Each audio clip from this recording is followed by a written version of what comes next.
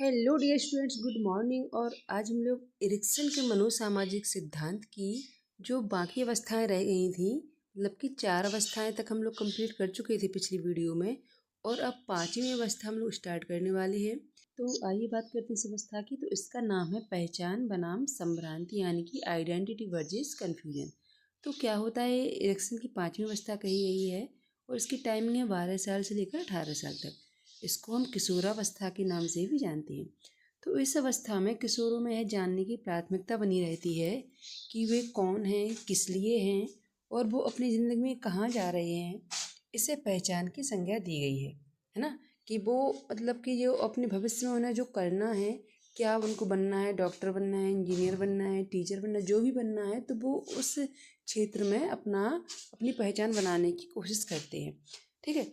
और जब अगर किशोर अपने भविष्य का रास्ता निश्चित नहीं कर पाते हैं, तो ये मतलब नेगेटिव वे की बात हो रही है। अगर वो अपना भविष्य क्लियर नहीं कर पाते हैं, जो उनको रास्ता चूज़ करना है वो उससे विचलित हो जाते हैं, तो उस स्थिति में संभ्रांति मतलब कि कन्फ्यूजन की स्थिति पैदा हो जाती है। मतलब कि एक साइड है वो अपनी अगर रियल में अपनी पहचान बना सकते हैं, बना लेते हैं, जहाँ उनको जो करना है वो कर लेते हैं, तो अहम पहचान की स्थिति हो गई। इसके नेगेटिव में क्या है, अगर वो कंफ्यूज हो जाते हैं, वो इस साइड भी जा रहे हैं, इस साइड भी मतलब कुछ समझ नहीं पा रहे हैं कि उन्हें अपने भविष्य में करना क्या है, तो ये स्थिति कहलाती है संभ्रांति मतलब कि कन्फ्यूजन।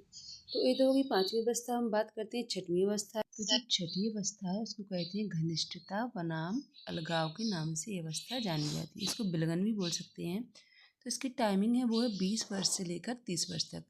तो क्या होता है, इस अवस्था में व्यक्ति दूसरों के साथ एक धनात्मक संबंध बनाता है। जब व्यक्ति में दूसरे के साथ घनिष्ठता का भाव विकसित होता है, तो वह अपने आप को दूसरों के प्रति समर्पित कर देता है, क्योंकि इसी अवस्था में व्यक्ति का शादी विवाह हो जाता है और एक पारिवारिक जिंदगी वो व्यतीत करने लगता है। तो एरिक्सन के अनुसार इस अवस्था में व्यक्ति सच्चे अर्थों में सामाजिक लैंगिक घनिष्ठता कायम करने के लिए तैयार रहता है। इस अवस्था में व्यक्ति अपने भाइयों बहनों, माता पिता तथा अन्य संबंधियों के साथ घनिष्ठ संबंध विकसित कर देता है और अपने पति पत्नी के साथ घनिष्ठता लैंगिक संबंध विकसित करता है।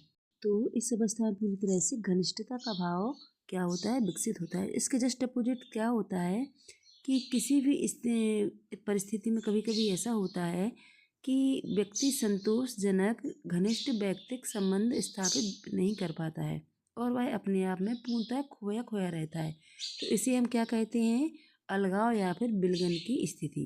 ठीक है। तो इसमें क्या होता है, व्यक्ति अपने जो संबंध है अंतर व्यक्तिक वो अच्छी तरह से कायम नहीं कर पाता है, तो वह भीतर से पूरी तरह टूट जाता है और खोखला हो जाता है। तो इस अवस्था में या फिर इस स्थिति में वो उसमें अलगाव या फिर विलगन की स्थिति पैदा हो जाती है। वह किसी के साथ भी मिलनसार नहीं हो पाता है और अकेले अकेले खोया खोया रहता है। ठीक है। तो स्थिति होगी घनिष्ठता बनाम अलगाव की। अब हम बात करते हैं अगली अवस्था की। इसका नाम है जननात्मकता बनाम स्थिरता। तो ये अवस्था है जो एरिक्सन की 7वीं अवस्था मानी गई है। इसकी जो टाइमिंग है वो है 40 से 50 साल तक, है ना। तो जननात्मकता का तात्पर्य है व्यक्ति द्वारा अगली पीढ़ी के लोगों की कल्याण तथा उस समाज के लिए जिसमें वे लोग रहेंगे उसको उन्नत बनाने की चिंता से होता है। मतलब कि इस अवस्था में व्यक्ति दूसरों के भला करने के बारे में सोचते हैं, क्योंकि वो पेरेंट्स बन चुके होते हैं। हम लोग देखते हैं जैसे हमारे जो माता पिता हैं उन्हें बहुत चिंता है। जैसे हम घर से बाहर निकलते हैं तो उन्हें बहुत चिंता रहती है कि वो कहाँ गए हैं, कब आएंगे, क्या खा के गए हैं। मतलब कि वो पूरी तरह से उनको ऐसा लगता है कि हमारे बच्चों को कोई नुकसान ना पहुंचा दे।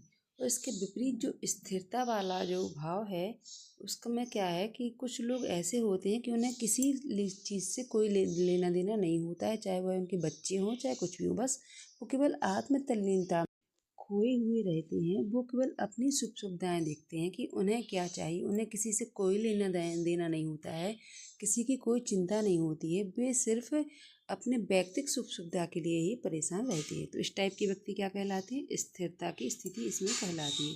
तो एक हो गया जो चिंता कर रहे हैं अपने मतलब की पीढ़ी की, अपने बच्चों की, और एक ये होते हैं उनकी कुर्सी को उन्हें किसी से कोई लेना देना नहीं रहता है। तो ये तो हो गई आपकी 7वीं अवस्था, जन्नात्मकता बनाम स्थिरता। अब बात करते हैं हम 8वीं, जो कि लास्ट अवस्था है।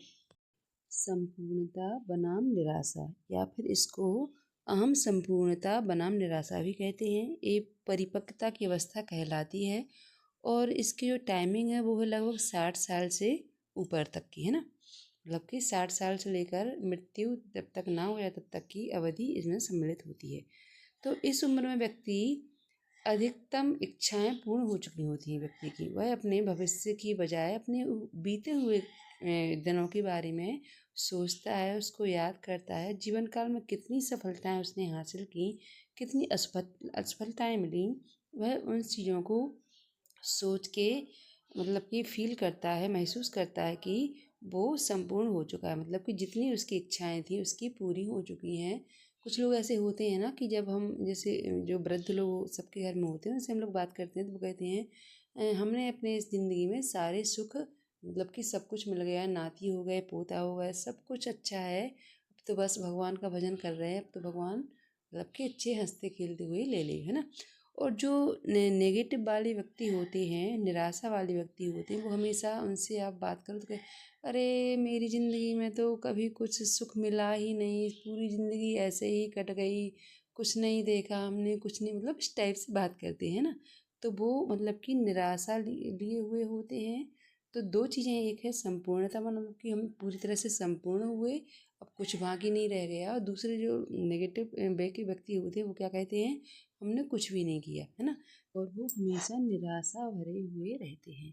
तो ये तो हो गई संपूर्णता बनाम निराशा, मतलब कि इरेक्शन की लास्ट अवस्था। और उम्मीद है आप लोगों को वीडियो पसंद आई। अगर वीडियो पसंद आए तो प्लीज़ मुझे सपोर्ट कीजिए। Thank you.